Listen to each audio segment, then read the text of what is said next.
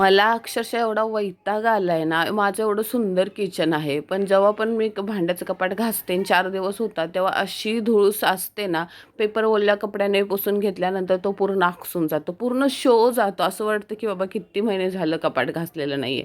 पण मी आज सतत 1-1.5 महिन्यानंतर साफसफाई असते. आज परत मी साफसफाई काढली, कारण का मला ते बघूच वाटत नव्हतं. कारभाऱ्यांची सुट्टी होती, पण कारभाऱ्यांनी मोठे-मोठे डबे काढायला, वरचं सामान काढायला मदत केली. आता हे माझं भांड्याचं कपाट आहे ना, हे माझं नाही, सासूबाईचं आहे. 30 ते 40 वर्ष झाले आणि ते अक्षरशः जर्मलचं आहे आणि जर्मलचं भांड्याचं कपाट मला वाटते शक्यतो आजकाल कुठंच भेटणार नाही. तेवढंच ते जड आहे. घासताना थोडा हात कापला जातो. काळ्या साबण, तारचं काता ह्यानं घासायला लागतं. गल्लीत राहायला असल्यामुळे फायदा असतो. बाहेर काढायचं आणि एकदम स्वच्छ घासून घ्यायचं. साफसफाई चालताना कारभाऱ्यांची जरा मस्करी चालू होती. माझ्या घरची राणी आहेस ना तू? म्हटलं हां, राणी बनवून आणली आणि मोलकरीण बनवून ठेवलेली. अशी जरा मस्करी चालू होती. पूर्ण घरात पसारा चाललेला झालेला होता.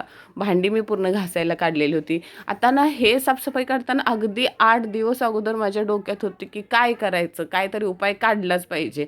कारण का परत 8 दिवसानं हाय तसं माझं कपाट होणार होतं. एवढं सुंदर चमकतंय. परत जरा धूळ बसली की ती पुसताना पेपर आकसणार. परत तेच होणार. मी ना खूप यूट्यूबवर रील्सवरती सर्च केलं आणि मला मिशोवरती एक असा कागद म्हणा, पेपर म्हणा, मटेरियल म्हणा, काय म्हणतात मला ह्याला माहीत नाही. असं सापडलं की ते भांड्याच्या कपाटावर टाकायचं होतं.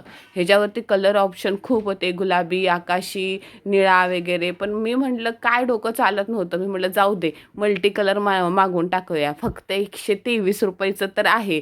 निदान 6 महिने जरी चाललं तर फुल पैसा वसूल होऊन जाईल.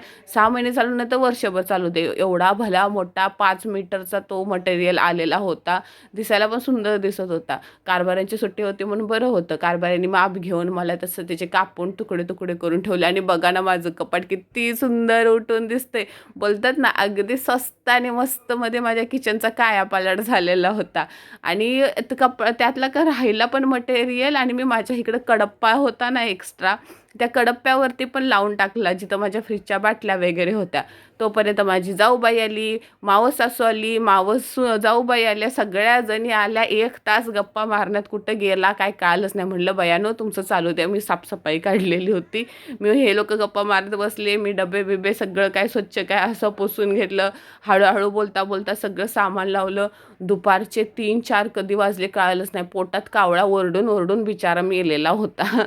घर कपाट-बिपाट काचा-बिचा सगळं काय पुसून घेतलं आणि माझं घर, माझं किचन कसं एकदम असं सुंदर चमकायला लागलं. ते पण फक्त 123 रुपयामध्ये. वरनं फक्त हलक्या कपड्यानं पुसून घेतलं की परत तो मटेरियल हाय तसाच